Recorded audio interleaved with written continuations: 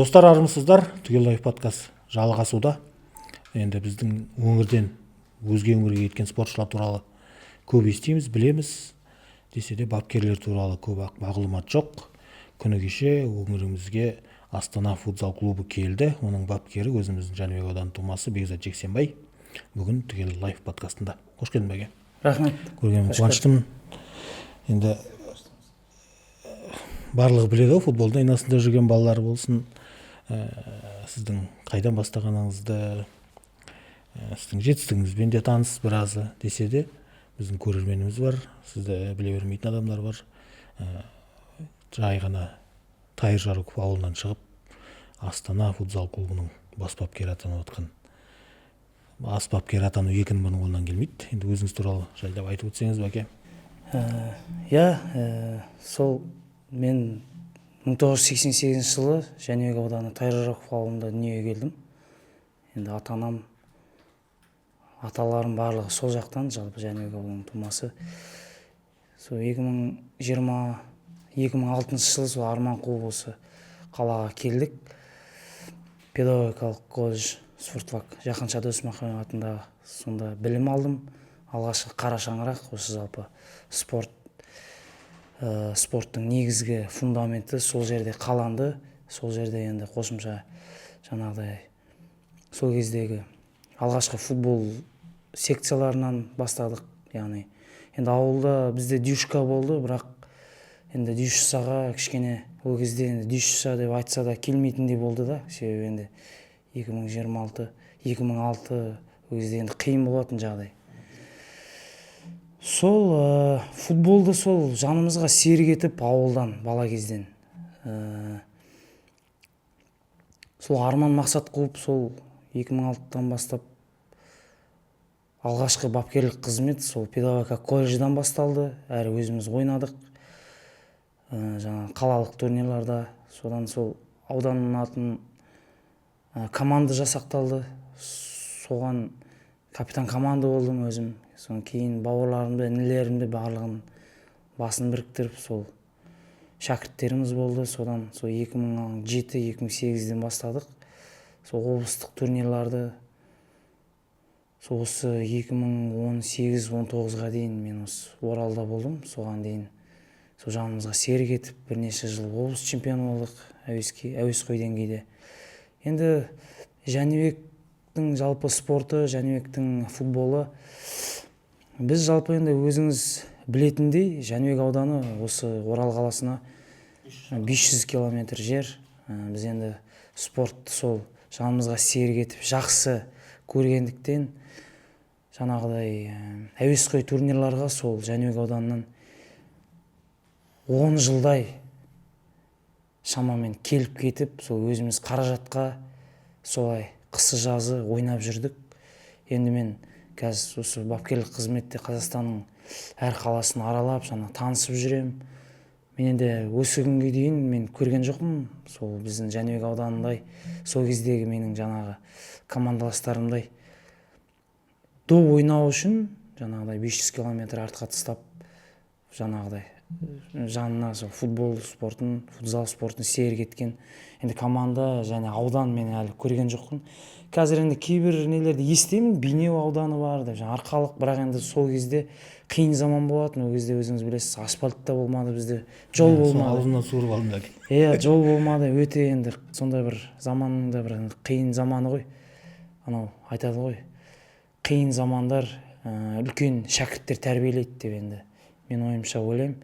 Сол менің де бірге ойнаған командастарым, замандастарым барлығы сол қазір үлкен тұлға, үлкен бапкерлік қызметте, үлкен қызметтерде. Енді сондай ортадан шықтым. Әрине мен өзім өте мақтанамын, сондай бір туған жерімнен шыққан, үлкен ағаларымыз болды. Әлем жеке шаруашылық жаңағыдай. Сол ағаларымыз бізді қолдады. Жандос Уәлиев деген Жәнібек аудандық футбол федерациясының жетекшісі болды. Әлі күнге дейін бар ол кісілер. Әлі күнге дейін сол кісілер рахметімізді айтып, енді шама келгенше қазіргі жастарымызға қолдауларын көрсетіп отырады. Аудандық командаға жаңағы Ескендер, Есқайыр деген ағаларымыз бар ауылда. Енді сол кезде енді әуесқой деңгейде болса да біз республикалық бірнеше турнирларды призер болдық. Облыста енді сол кезде осы мен 2008-де осы неден қаладан кеттім жаңағыдай. 2018-те. 2018-ден бастап уже мен национальный сертификат сол Алматыда Қайраттан біз оқыдық. Содан бастап уже менде уже ой болды ары қарай жалғастыратын. Потому что сол кезде сборная Қазақстан футзалдан тренері Кака бапкер болды. Енді ол кісі бір жақсы көзқараспен, жақсы түсініп, бір сондай бір деңгей көрсеттім деп ойлаймын. Сол бапкерлердің көзіне түсіп, кейін сол өздерінің ақыл кеңестерін айтып. Сол 2018-ге дейін енді Жәнібек ауданы, Жәнібек футзалы, Жәнібек футболы біз бірнеше дүркін облыс чемпионы болдық, бірнеше дүркін облыстың супер кубогының иегері болдық. Енді оның барлығы енді қазір тарих беттерінде қалды, аудандық мұрағат несінде де тұр жаңағыдай. Енді ол кезде енді балдардың жаңағыдай мінезі, балдардың ойыны, ел үшін, жер үшін жаңағыдай намыспен жаңағы. Айеби деген бауырымыз бар, әлі күнге дейін ойнап жүр. Әлбек деген бауырымыз бар. Руслан жаңағы. Уталип. Иә, Уталип Руслан. Досхан бар. Досхан, иә, біз тоже біздің Жәнібектің жігіті, енді ол жігіт осы жақта туып өскен жері осы жақтан Жәнібектен, бірақ ойнағандар, иә, Жәнібекке де оның бірнеше ойнаған нелер болды. Негізі ол достарда, Азия Техстройда, по-моему, бірақ асылы Жәнібекке көп ойнамады ол. Содан кейін өзіміз інілеріміз болды жаңағыдай. Қазіргі облыста атын қорғап жүрген Манас Махамбетов, Ықылас інісі, енді Рауль Мақсотов бар, сол бәрін өзіміздің бауырларымыз, шәкірттеріміз, жаңа өзіңіз айтқан Аманжол бар, Асқат деген болды, Зубаров, Асылжан болды, я Зубаров, Данияр бар. Енді сол барлығымыз, енді біз үлкені болғаннан кейін сол жаңағыдай өзіміз үлгі болып, сол інелерімізге, бауырларымызға осы жолды көрсетіп, олар қазір ары қарай дамытып жатқан жайы бар. Біз енді сол айтулы үлкен турнирлардың бірі Жаңаөзен қаласының кубогы болды. Біз сол кезде 3-ші орын алып келдік. Жаңағыдай осы облыстың имам көмекшісі Асқат деген бауырымыз бар, қазір Ақмешіттен команда шығарып жүрді. Сол ағамыз да бізге сол қасымызда жүріп. Сол кішігірім енді сол Жәнібектің футболына бір сәл бір енді бір септігімізді, көмегімізді өзіміздің тигіздік деп ойлаймыз. Өте қуаныштымыз осындай ортадан. Жалпы біздің енді Жәнібектің спортшылары, ағаларымыз жалпы Жәнібектік орта бір сондай бір жақсы орта жаңағыдай. Ол ойынымызға біздің әсер етті жаңағыдай. Ел үшін, жер үшін енді алыстан келеміз 500 километр. 2 күнге жаңағыдай балалар до ойнау үшін келеді тек қанағы. Ондағы мақсат енді талай жеңіліп қайтқан күндеріміз де болды. Бірнеше рет жеңілдік.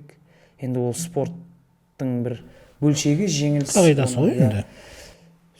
Сол орта әсіресе жаңағы сыйластық, құрмет, осы сондай бір жақсы орта біздің Жәнібектің футболының, футзалының. Сол себептен де мен ойлаймын көп жеңістікке, жетістікке жеттік деп, потому что балдар жаңағы бір-біріне қолдау өте жақсы болды бізде. Қазір мен кейбір райондарда нелерден енді ол нәрсені өкінішке орай мен көрмейтінмін сол кезде. Бізде осы нәрсе жақсы болды деп ойлаймын. Сол кезде түсінгенше Жәнібектің сен құрдас екеуміз 88. Сен де берейік. Жәнібекте мысалы сіздер бастаған кезде бір мақсатқа жұмылған азаматтардың басы сол жерде біріккен болып тұр ғой. Мысалы ойнаған балалардың көбі сол 88-ден 93-94-ке дейінгі балалар ғой. Енді ең кішісі мен есіме түсіп отқан Асылжан 95 пе 96 ма? Иә, сол өзі енді сіз білесіз ғой, анау сол замандағы негізі біз анау бізде ол кезде 98-97-лерде мен есімде, мен 95-те 1-ші классқа бардым. Сол кезде әкем бір китайский резиновый доп әкеп берген болатын. Содан бір футболға деген бір қызығушылық пайда болды. Сол 98-де мен есімде Қазақстан бойынша анау біз колхоз, совхоз кезі ғой, ол кезде кооператив тарады. Сол кездерде енді өте қиын заман болып кетті. 98-97-де мен есімде доп жоқ ары қарай ойнайтын. Сол кезде біз теріні жіппен орап алып, әйтеуір солай. Сондай да болды ма? Иә, біздің енді Жәнібек білесіз ғой, жаңа алыс жер болды. облыспен қатынау қиын болды. Біз Жәнібектен Оралдың өзіне 2006 жылы сол оқуға тапсырған жылы келдік. Бала күніміз, балалық шағымыз Жәнібектен шыққан жоқ, себебі келетін мүмкіншілік те болған жоқ. Ол кезде жолдың өзі қиын болды жаңағыдай. Бірақ сол замандағы балалар, жаңағы мен замандастарым, сол бір айналысқан нәрсесіне деген бір сүйіспеншілік, айналысқан нәрсесінен бір нәтиже шығаратындай бір сондай заман болды. Сол балдар әлі күнге дейін ол облыстың атын қорғап әлі ойнап жүр. Аябай бар, Әлібек бар, жаңа Руслан бар өзіңіз айтқан. Иә, кішігірім кейін оны көрген жаңа інілеріміз де әлі жүр деген сияқты. Осы нәрсе анау ғой, сборный Англияда кезінде Пол Сколздардың кезінде бір үлкен мықты құрама болғанда 92-де жаңағыдай барлығы Недвед бар, бәрі бір класстан бір замандастар болған не ғой енді. Сол кездегі тарихта да футболдың айтады ғой. Жаңағы сондай адамдар болмаған кезде Мальдинилердің кезінде да Дель Пьеро, мысалы қазір итальянский футбол қалай тоқырауға ұшырап жатыр, Пирло бар, енді соларды бір кумир етіп жақсы көріп өстік қой енді. Сол заманның да. Енді біздің заманда жаңағы жігіттер бір осы жан-жаққа бөлмей, жан-жаққа тартпай, бірігіп осы нәрселерді жасадық. Сол түсінгенімше Жәнібектің футзал, одан кейін қалаға келдіңіз. Қаладағы жұмыс неден басталды? Иә, қалада сол 2013-те уже мен түгел уже ауылдан көшіп кеттік біз. Мен содан кейін 2006-та енді студентпін, 2013-12-де уже әке-шешем көшіп келді. Сол ішінара енді біздің балдар негізі жаңағыдай сол Жәнібек осы қалаға чемпионатқа қатыспастан бұрын біздер ана жақта Паласовка лигасында ойнайтын. Ана жақта Волгоградский лига деген бар. Себебі енді жаңағыдай жақын ғой? Иә, жақын. Енді шекаралас аудан болған соң енді біздің балдар негізі сол жақта көбі ойнаған, бірнеше дүркін чемпион. Енді ол сол замандағы енді қазіргімен есептегенде негізі бұл халықаралық жарыстар болатын. Енді әлі Жәнібектің қазір түлектері ойнайды ол жақта.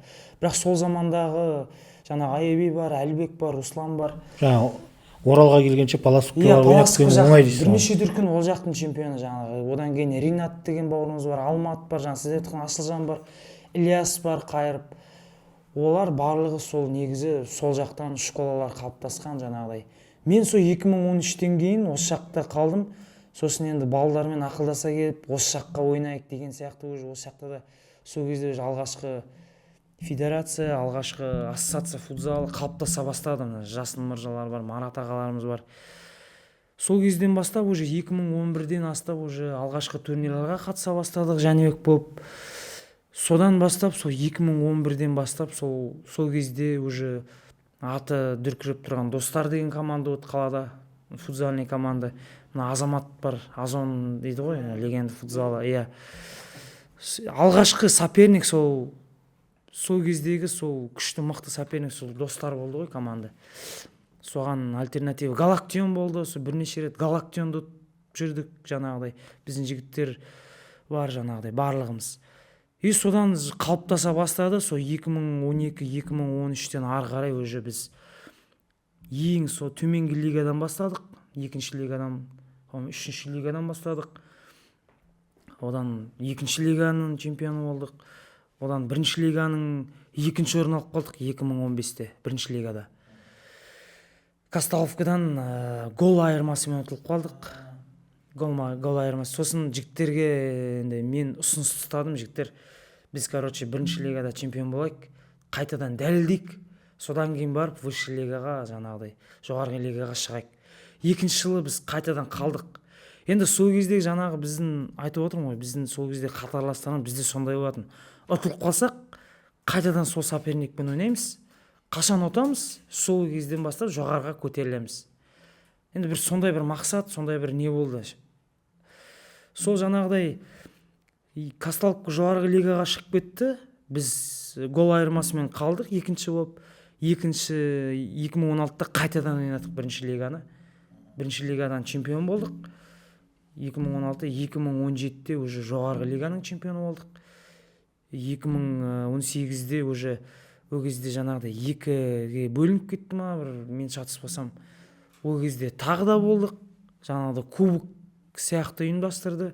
Содан кейін 2019-да уже біз суперкубок, жаңа мен оқумен не болғанда суперкубок болдық. Суперкубокты ұттық.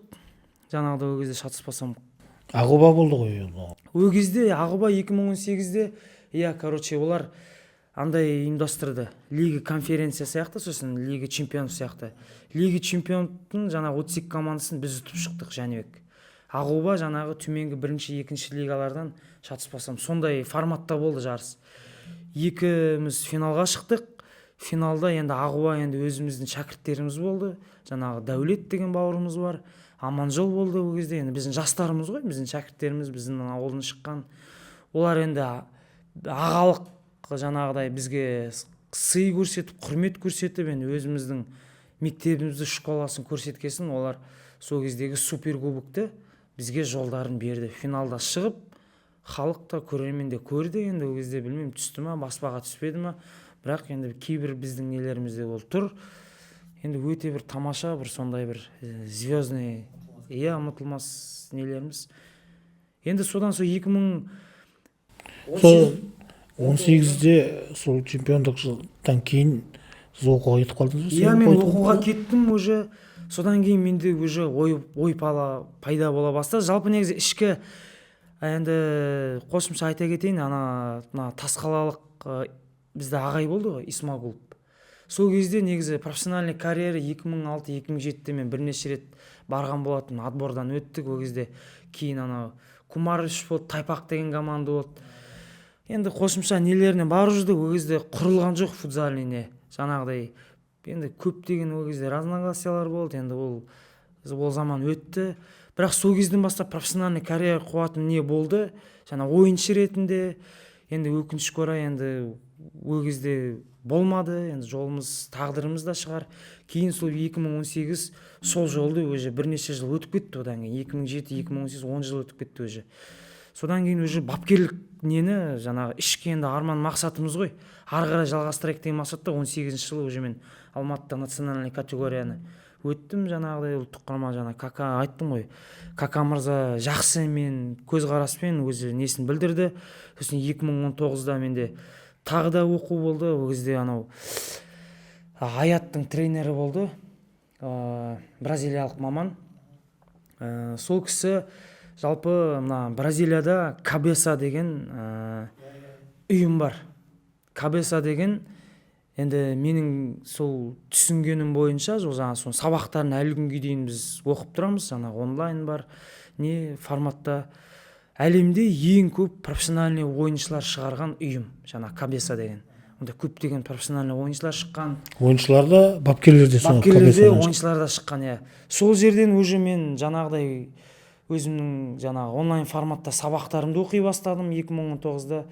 Содан уже 2020-2021-де мен уже ары қарай УЕФА Б, футзалдағы ең жоғары УЕФА Про деп, үлкен футболды айтса УЕФА Б деген, футзалда. Соның бір алғашқы несін тапсырдым.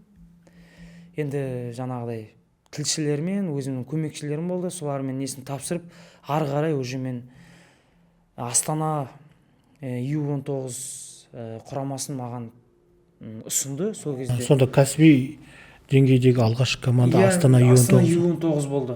Астанаға сол 2020-21-де мен бардым, қарадым. Алғашында енді кішкене қиындау болды. Содан кейін мысалы сенді мойындау керек, профессионал тұрғыда ойнамаған бапкерсіз. Ол жерде U19 уже қалыптаса бастаған жастар, балалар, жігіттер. Солармен тіл табысу қалай жалпы? Енді өткенде Жәнібекте жүрген кезде, ол кезде балалардан естіз, артыңыздан еріп жатқан інілеріңіз барлығыңыз тіл табысасыз, барлығын мақсаты біру. Ал енді профессионал клубқа келгенде, кәсіби клубқа келгенде бір қиындықтар болады ғой. Қиындықтар, ол нәрсеге маған, мен жаңа айттым ғой, 2007-2008-де бізде отбор Тайпақ деген футзал ашқысы келді. Сол кезде мен отборға бірнеше рет отборында болдық. Ол кезде Айбек деген бауырымыз болды. Сіз білесіз бе, білмейсіз, Ақжайықты ойнады, үздік өнер көрсетті. Уайдөлен. Сол кезде. Енді ол кезде енді бір шет жағасын болмаса бір кішкене бір енді қарым қатынас дейміз ғой, отношение. Сол кезде шет жағасын біз көрдік. Содан кейін енді енді мына Кака бапкердің оқуынан кейін бізде ол Қайраттың басысында болды ғой. Как раз сол кездегі сборный U19-дың несімен біз жаңағыдай семинарлардың жаттығуларын солармен жасап жүрдік. Сол үлкен тәжірибе болды біріншіден. Екіншіден жаңағыдай сол кезде Қайраттың басындағы U19, U17-лермен тоже біз жаңағы жаттығуларын солар көрсеткен болатын. Енді сол жерден көп біз жаңағыдай өзімізге керекті мағлұматтарды алдық. U19 енді жаңағыдай өзіміз енді кейін шәкірттеріміз бар ғой, жаңа айтқан жаңағы Манас бар, Ауыл бар. Осы жерде де орта қалыптасты. Енді основной орта осы Жәнібектен қалыптасқан орта ғой. Осы жердегі алған білім, осы жердегі алған тәжірибе, бір жағынан айтқанда осы тәжірибені енді сол жерге барып салып, сол жерге барып ары қарай соны дамытып деген сияқты сол пайда берді. Содан кейінгі енді Астана қаласында сіз білесіз, ең енді футбольный город қой Астана қаласы. Ол жерде үлкен әуесқой лигада ЛФ бар, әуесқой лигада Астана футбол лигасы бар. Сол жерде сол 2021-22-де уже маған жаңағыдай үлкен Құлтай деген команда болды. Енді бірнеше командадан ұсыныс түсті, сол жаңағы национальный категориядан кейін. Сол Астана футбол лигасында жаңа Құлтай деген командада жаттықтырушы болдым. Ол жердегі жаңағы бауырларымыз бар, Азамат деген, жаңағыдай Құлтай деген сол үлкен енді бизнесмен ағаларымыз ғой. Сол кісілер маған, Дәулет деген бауырымыз бар. Өте тамаша бір команда болды Құлтай деген. Сол бірнеше дүркін Астана қаласының чемпионы болған, және де бірнеше дүркін жаңағыдай халықаралық турнир болады ол жерде. Жаңағы Елу кап деген бар, Чемпиондар лигасы деген бар, сондай команда ұтқан. Сол команданы жаттықтыруға маған енді тоже бір үлкен септігін тигізді сол жерде.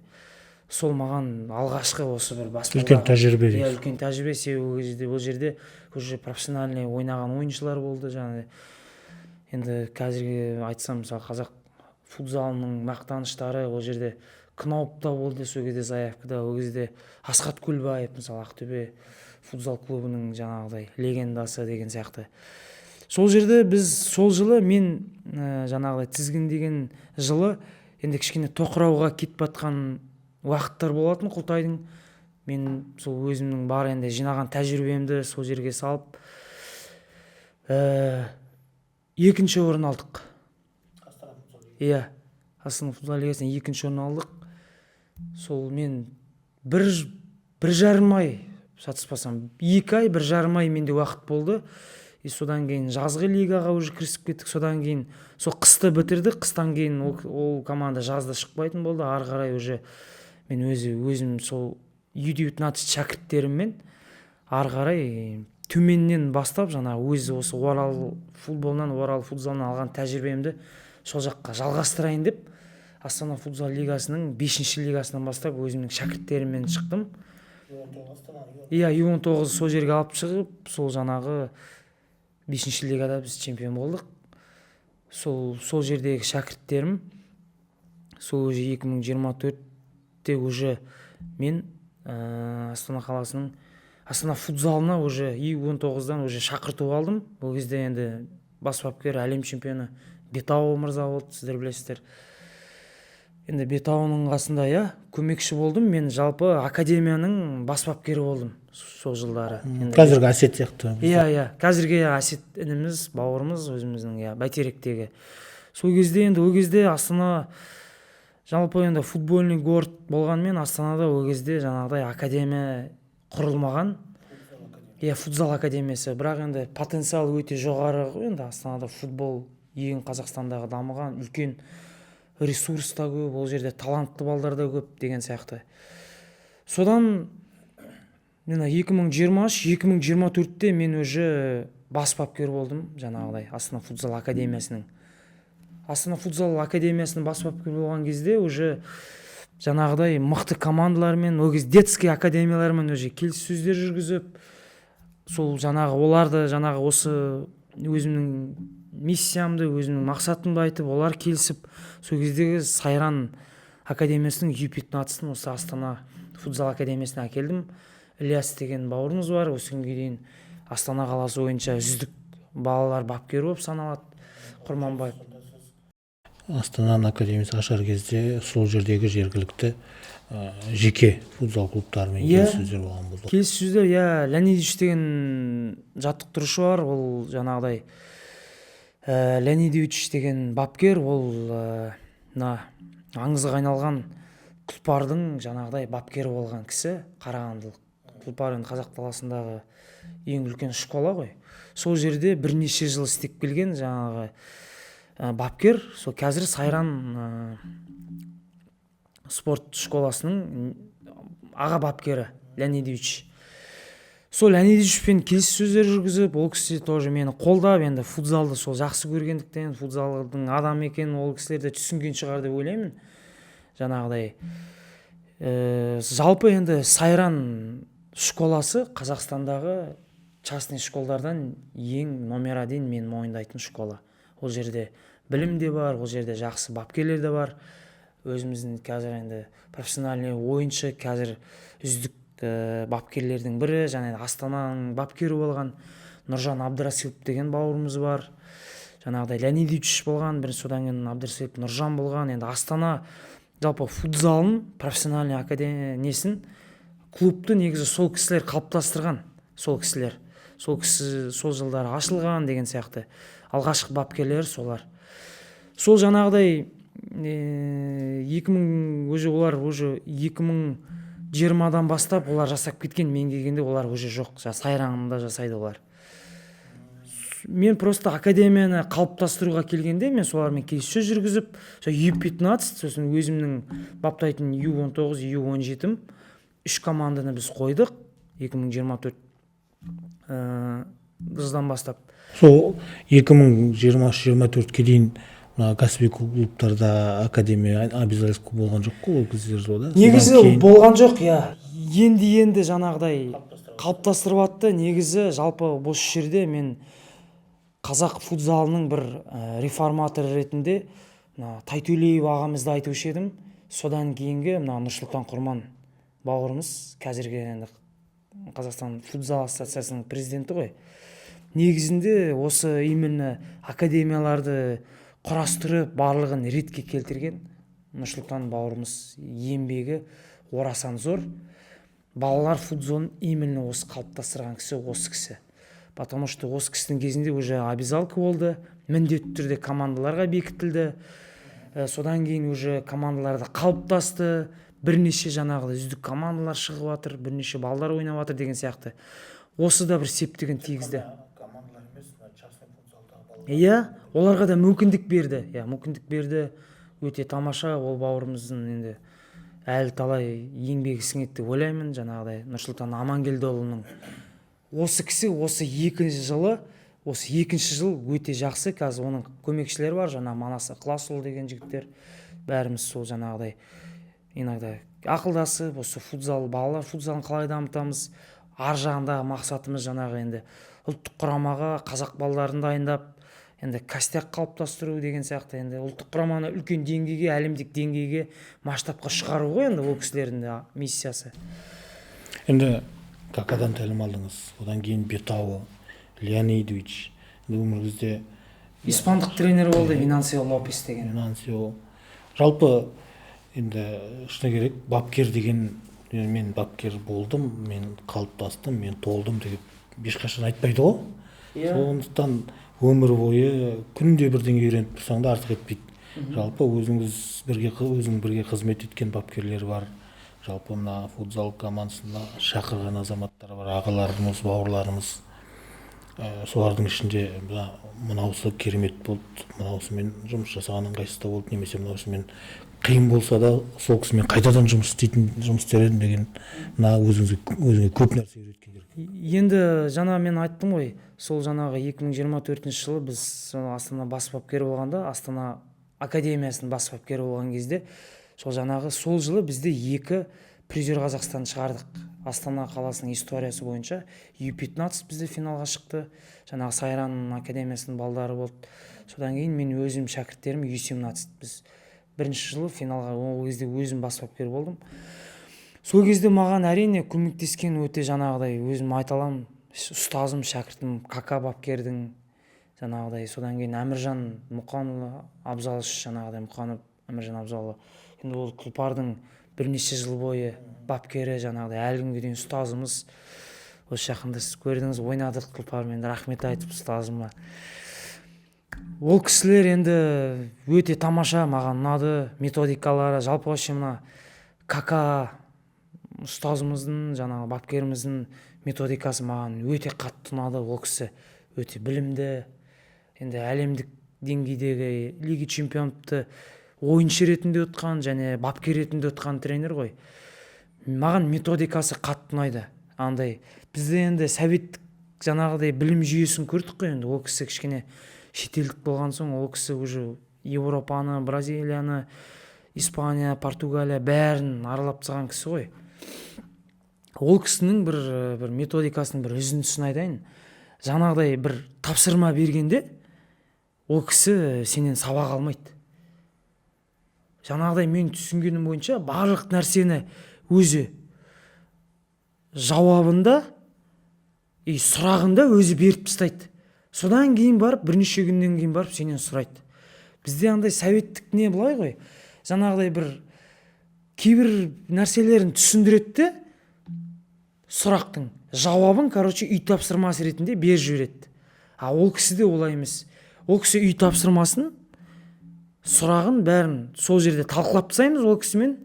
Қазіргі мына мен түсінгенім бойынша, жаңағыдай мектепке барамыз, таңмен сабақ оқиды, түстен кейін сол сабақтың нелерін оқып тастайды деген бір методикалар шығып бар ғой. Каканың бір несі сондай да. Сол жерде уже өзің түсініп аласың ана нәрсені. Сосын бірнеше күн өткеннен кейін сенен жаңағы сұраған кезде уже саған жеңіл болады, потому что сен уже жаңағы бапкермен талқылап тастадың ол нәрсені. А ол уже өз сенің санаңда, неңде қалады, ары қарай беруге осы жеңіл болады деген сияқты. Ал Әміржан Абзалұлы, ол кісінің методикасы жаңағыдай жаңашылдықты ол кісі жақсы көреді. Жаңа нәрсе болса, Испания не істеп жатыр, Португалия не істеп жатыр деген сияқты. Енді Винансия Лопес тоже өзіндік бір бөлек испанский методика, жаңағы испандық мына сіз енді өзіңіз білесіз, мына Гвардиолалардың Рондо деген әдісі бар.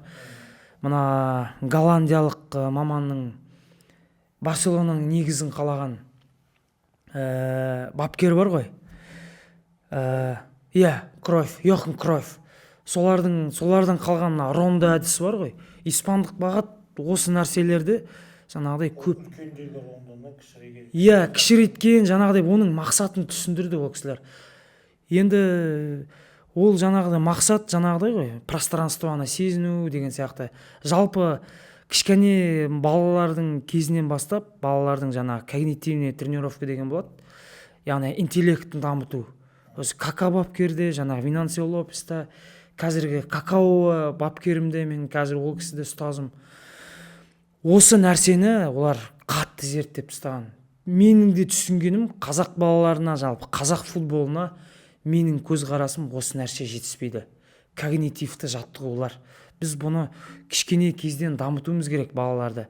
Бізде енді өкінішке орай советтік жаңағыдай футбол бізде жаңағыдай основной бағыт физикалық, основной бағыт характері деген сияқты сондайға береді. Негізінде мен де соған келсем, ол дұрыс емес.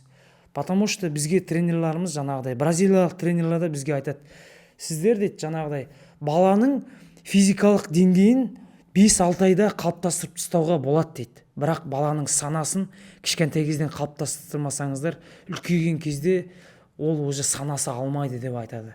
Сондықтан да когнитивті жаттығу деген баланың санасымен айналысу ғой. Получается, советтік жүйеде мысалы ол да іріктеп алатын балаларды. Іріктеп алатын, бұл жерде барлық балаға бірдей мүмкіндік беріледі. Соның ішінен шыққан бала. Соның ішінен шыққан бала. Содан кейінгі бала жаңағыдай мен кейінгі інілеріме де, бапкер інілеріме де айтарым, еуропалық бағыт 13-15-ке дейін баладан жаңағы талап, результат сұрамауымыз керек. Ол өте дұрыс спорт психологиясында. Жалпы сонымен қатар біз спорт психологиясында бұл адамдардан тәлім алып жатырық. Спорт психологиясында жарыстың спорт психологиясы бар және жаттығудың спорт психологиясы бар. Осы екі үлкен саланы біз меңгеруіміз керек. Осы екі үлкен салада осы нәрселер нақты көрсетілген, нақты айтылған. Осы нәрселер мен ойымша жетіспей жатыр.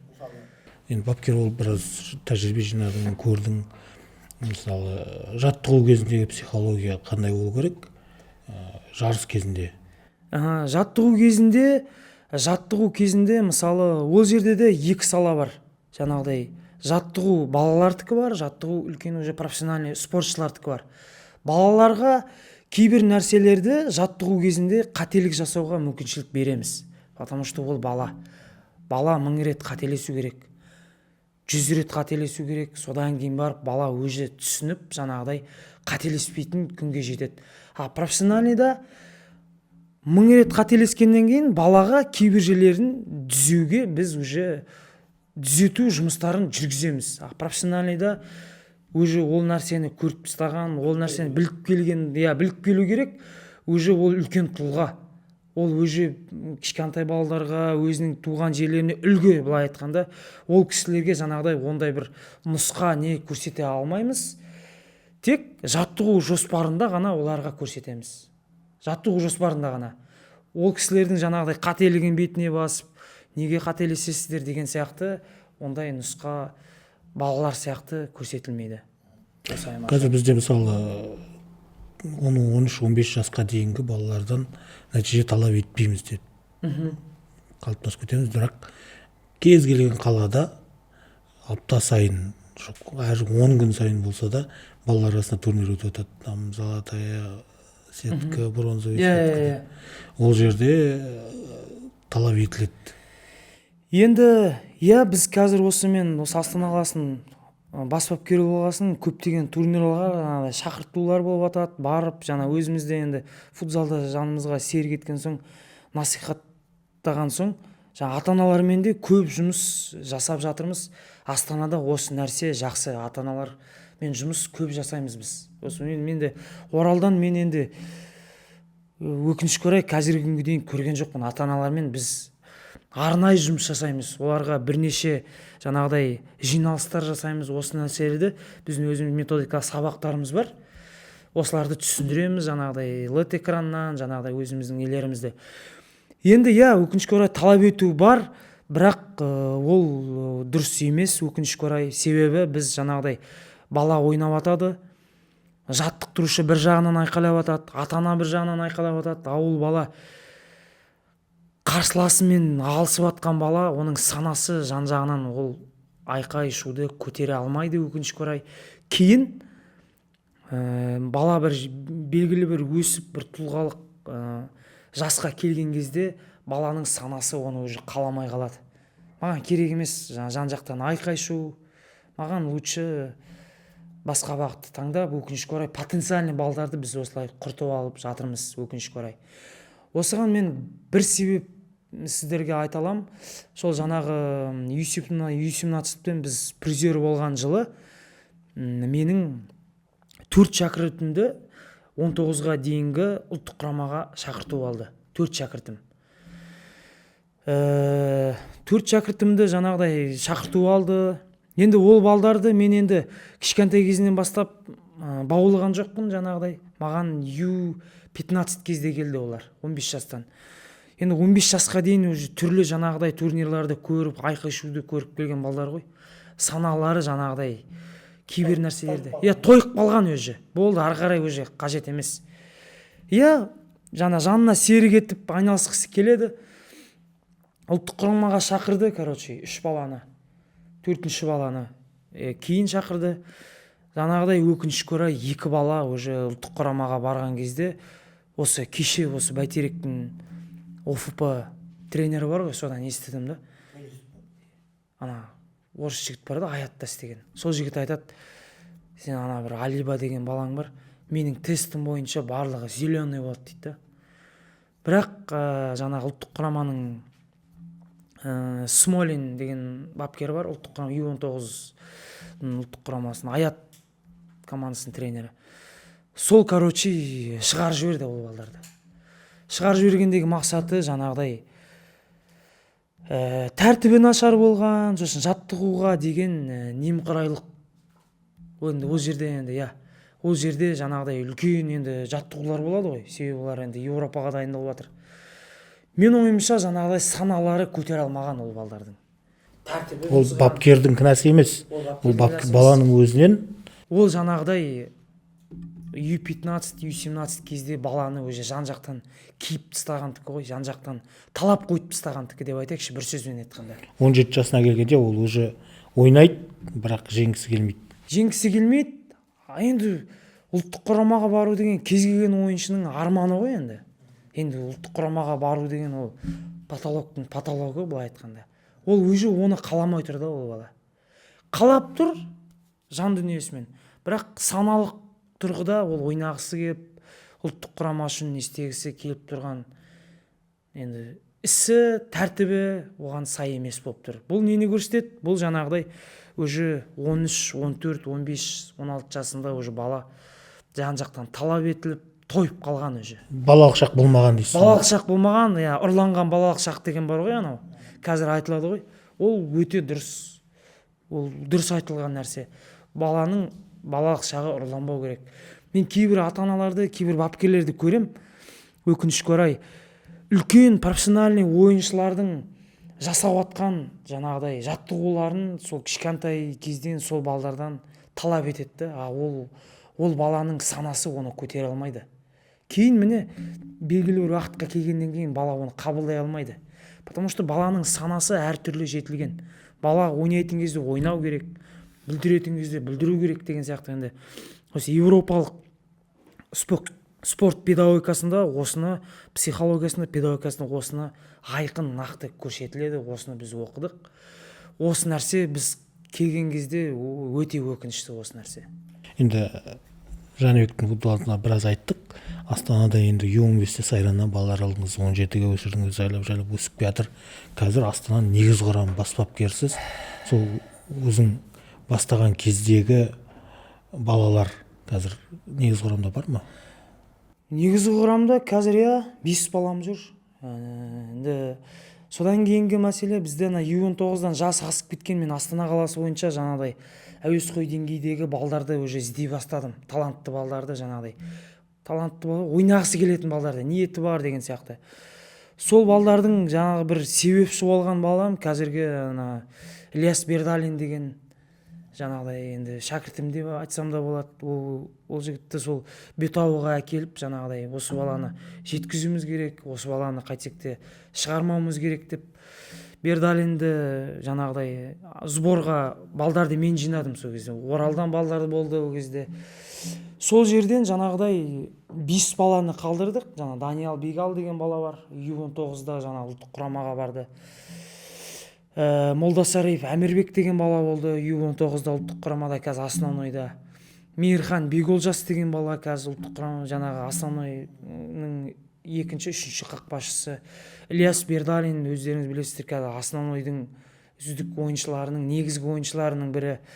Ұлттық құрамаға шақырту алды Каканың бар кезінде. Қазір енді содан кейін сондай балдар, Ерсұлтан Тажмұқан.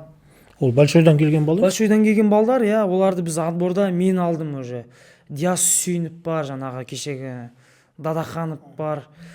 Өте жақсы, енді оларды футзалға кішкене жаттығулармен бейімдеп, жаңағыдай не істеп алдық. Енді өздері олар талантты балдар ғой.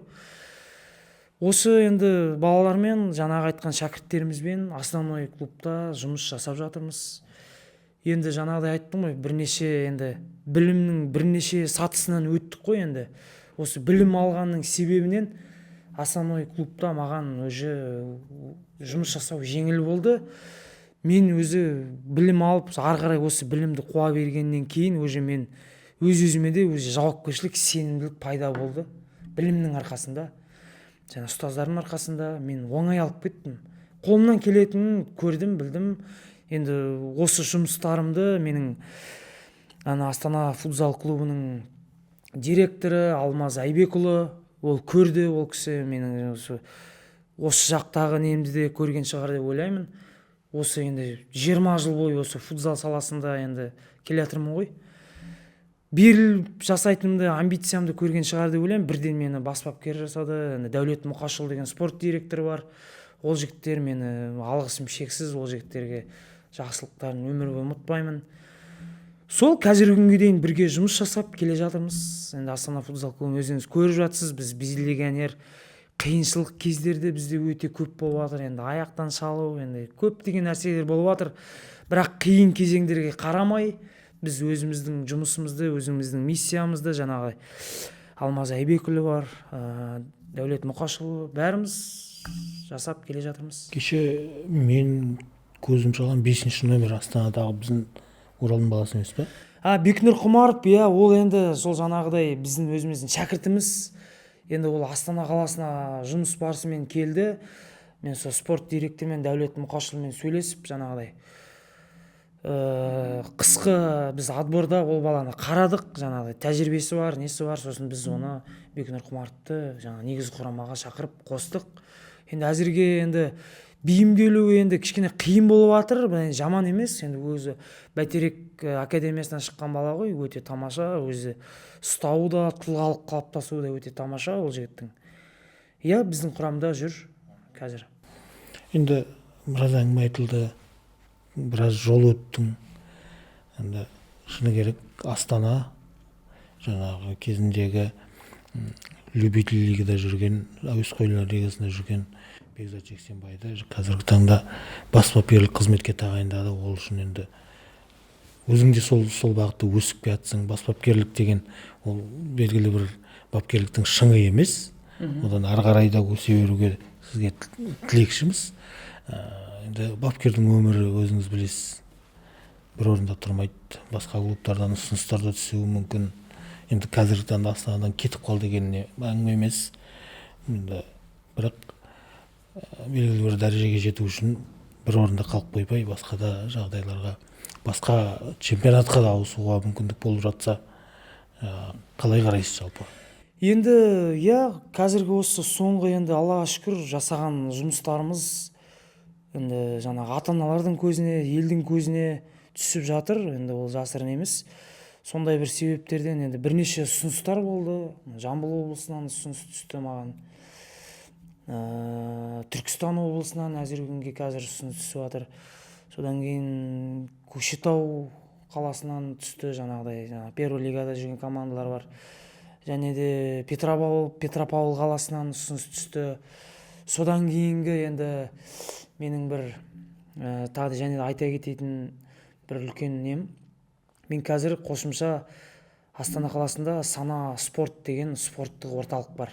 Ол жерде жалпы үлкен ағаларымыз сол кезде ашылған жылы мен осы лицензияны оқып бітірген кезде мені бірден сол жерге жұмысқа шақырды.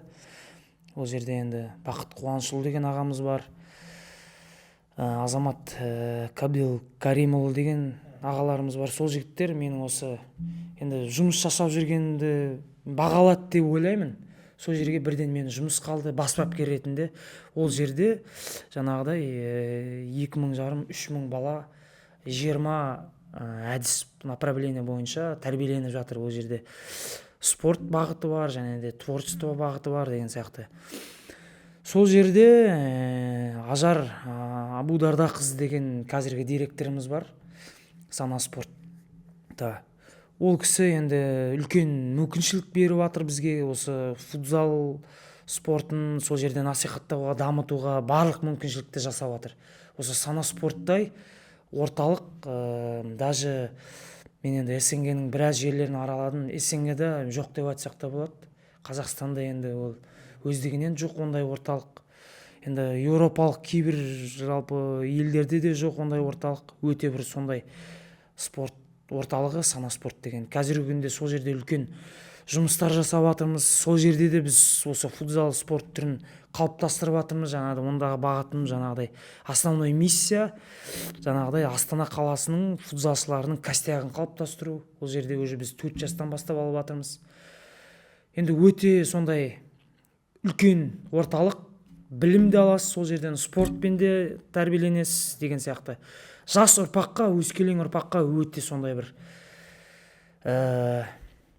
тамаша орталық. Жаңа ар жағында сіз егер көрген болсаңыз Фаруқ Құрбанов деген тоже ағамыз бар.